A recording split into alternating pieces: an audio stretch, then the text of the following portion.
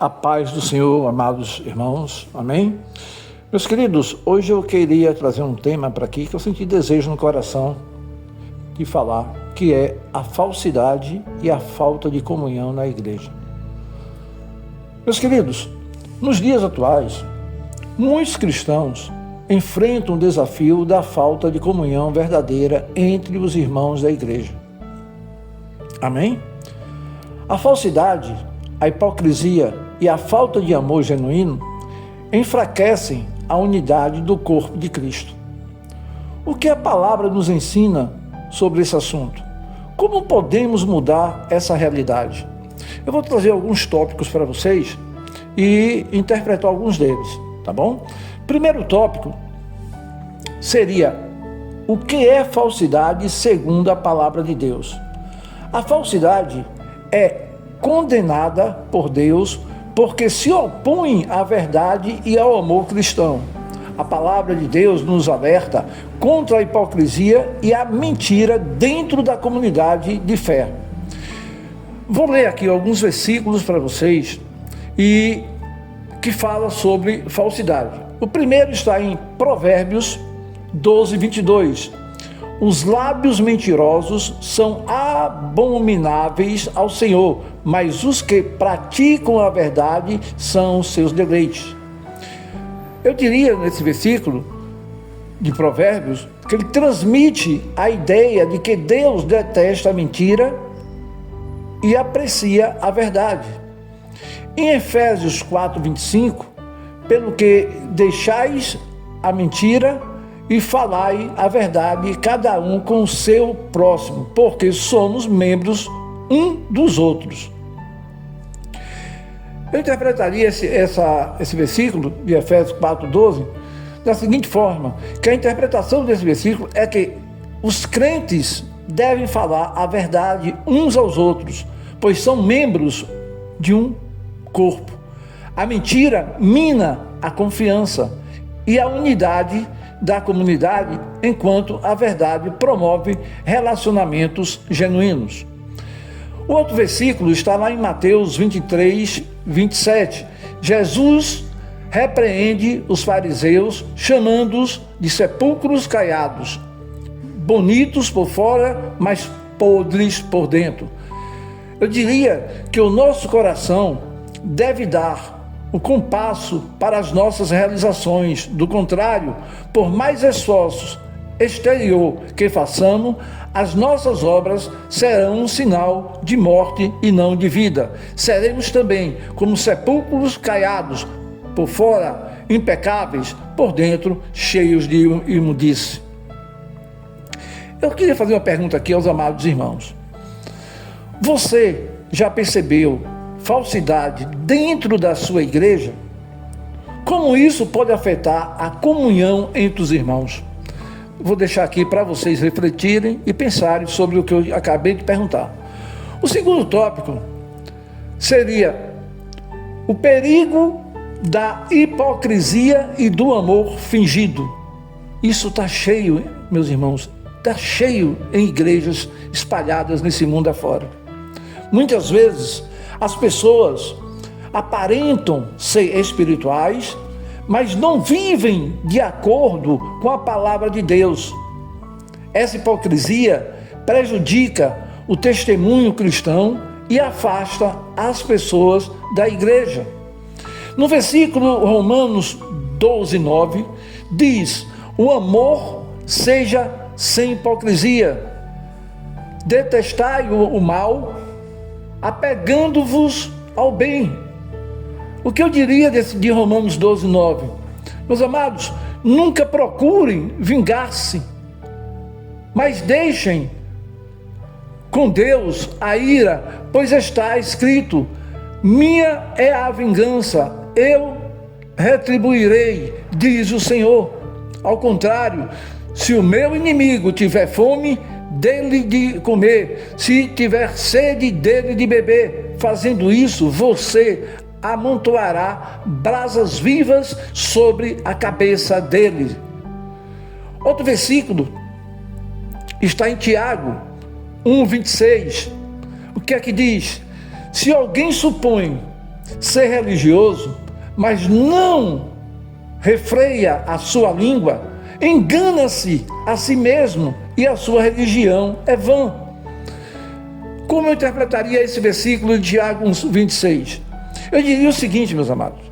O primeiro capítulo de Tiago, versículo 26, diz: se alguém entre vós se considerar religioso, mas não refrear a sua língua, engana-se a si mesmo, e a sua religião é vã. Esse versículo aponta para o fato de que a religião, vista como um compromisso de entregar-se a Deus para viver de acordo com os seus propósitos, não é algo meramente superficial.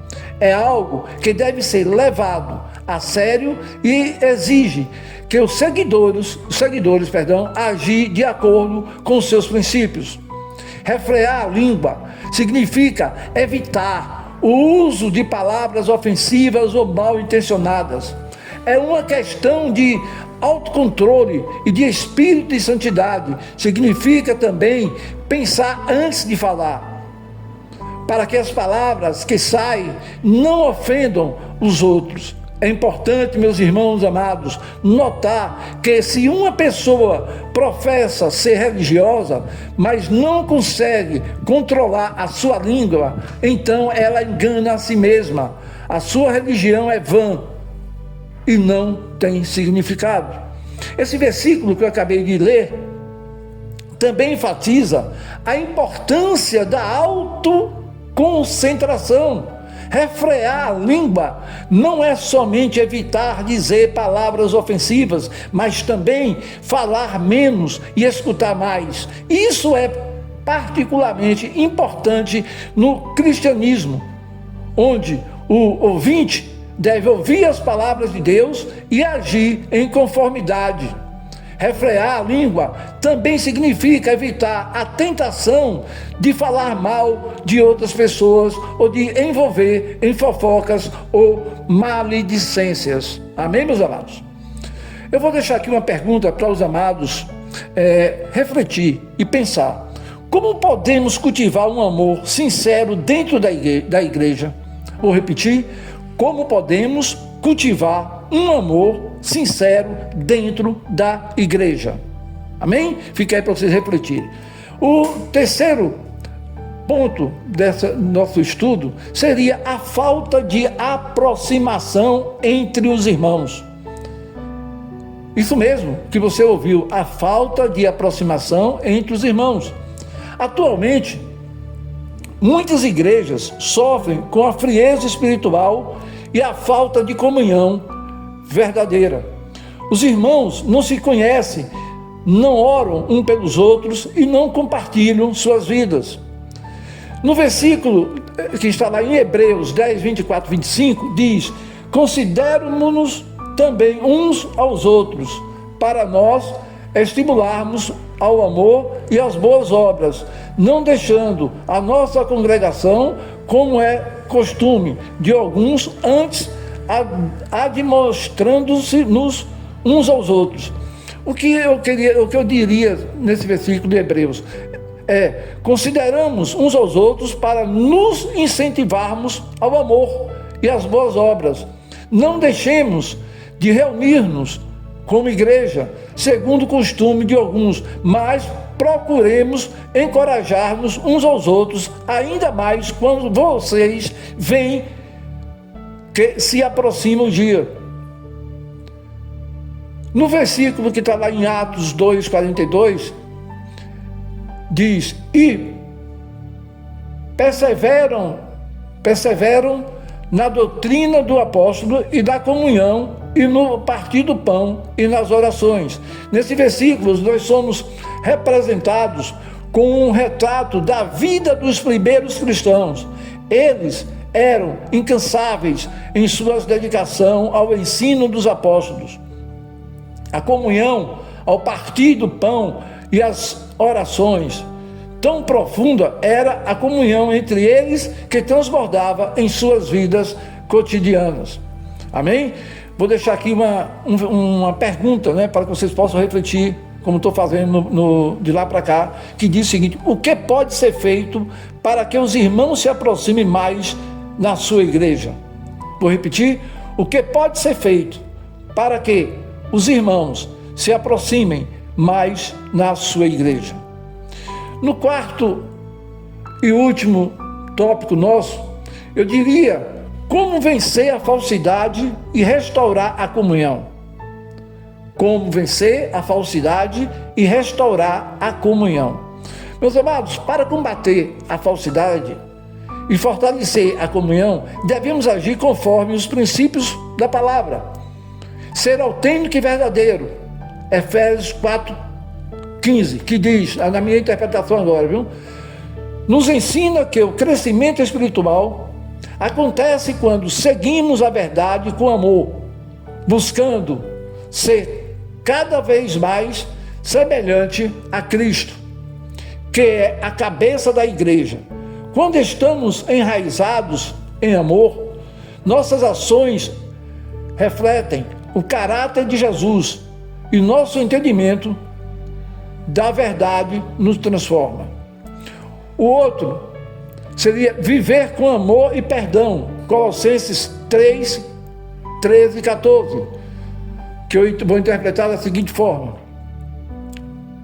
primeiro, deve suportar uns aos outros e perdoar as queixas que tiverem um contra os outros. Segundo, deve perdoar como o Senhor perdoou a eles.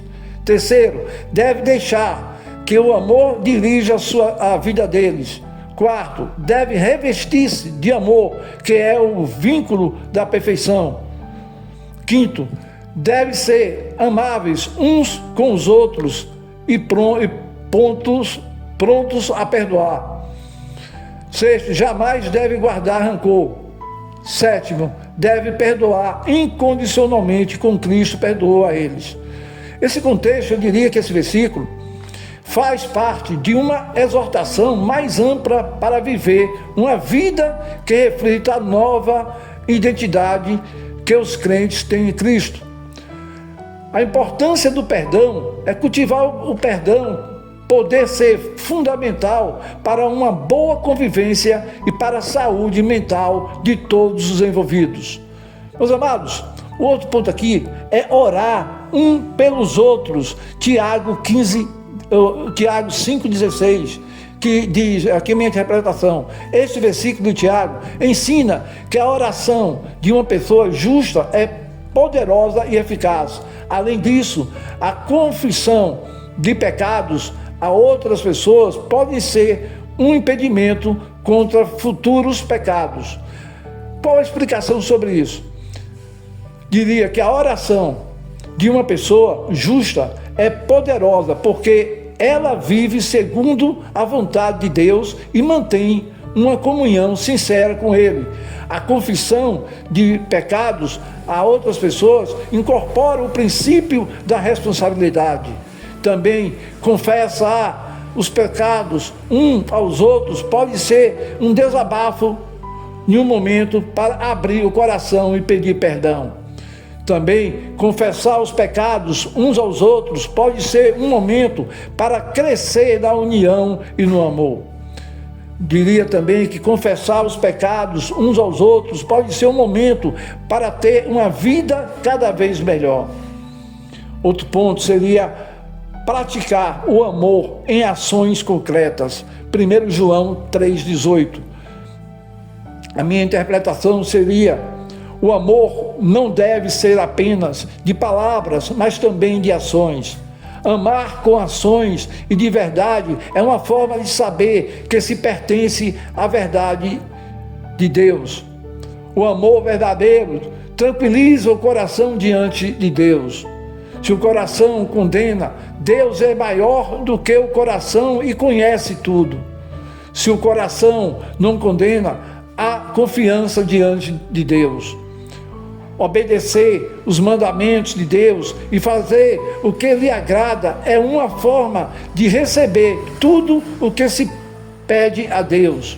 Também amar o próximo e a Deus com ações e de verdade é uma forma de evitar amar de mentira. E por último, mostrar amor e hospitalidade, ajudando irmãos que estão passando necessidades, é de uma forma de amar em ações e de verdade. Outro ponto, meus amados, seria em 1 João 4,20, diz: se alguém diz, eu amo a Deus, e odeia a seu irmão, é mentiroso, pois quem não ama a seu irmão, a quem viu, como pode amar a Deus a quem não viu? Eu interpretaria 1 João 4,20, dizendo o seguinte: o amor de Deus é concreto em nós quando nos amamos uns aos outros. Se alguém disser o amor de Deus, mas, entretanto, odeia o seu irmão, é um mentiroso, pois quem não ama o seu irmão, a quem vê, como pode amar a quem não vê? Eu explicaria em alguns pontos, dizendo o seguinte: o amor de Deus é concreto quando amamos uns aos outros. Quem não ama o seu irmão, a quem vê, não pode amar a Deus quem não vê. Também os mandamentos de Cristo nos deu a este: quem ama a Deus, que ame também o seu irmão. Não amá-los e recusar-se a ser identificado com eles em sua comunhão e adoração é declarar alto e claro que realmente não conhecemos e amamos a Deus. O amor é um dom que vem de Deus. O amor do Salvador por nós se manifesta por meio do seu sacrifício expiatório. Por meio da obediência, podemos conhecer a Deus, ter comunhão com Ele e nos tornarmos como Ele. Perguntas que eu vou deixar aqui para vocês meditarem. O que você pode fazer esta semana para fortalecer a comunhão na igreja? Meus amados, a falsidade, aqui já estou concluindo, a falsidade e a falta de comunhão são problemas sérios que podem enfraquecer a igreja. No entanto, Deus nos chama a viver em amor e verdade, buscando sempre fortalecer os laços entre os irmãos, que possamos refletir e agir para transformar nossa igreja em comunidade verdadeiramente unida em Cristo. Meus amados, que Deus abençoe poderosamente a vida de cada um de vocês. Que Ele possa entrar com providências em todas as áreas. Que vocês possam ter esse Deus maravilhosamente em seu coração. Que Ele possa falar no teu íntimo. Que você possa verdadeiramente se arrepender de todos os pecados e conversar com Ele. Que Deus te dê uma semana abençoada, de muita paz, saúde e prosperidade. Aqui, seu irmão, Pastor José Nilson Almeida, Feira de Santana, Bahia, Brasil.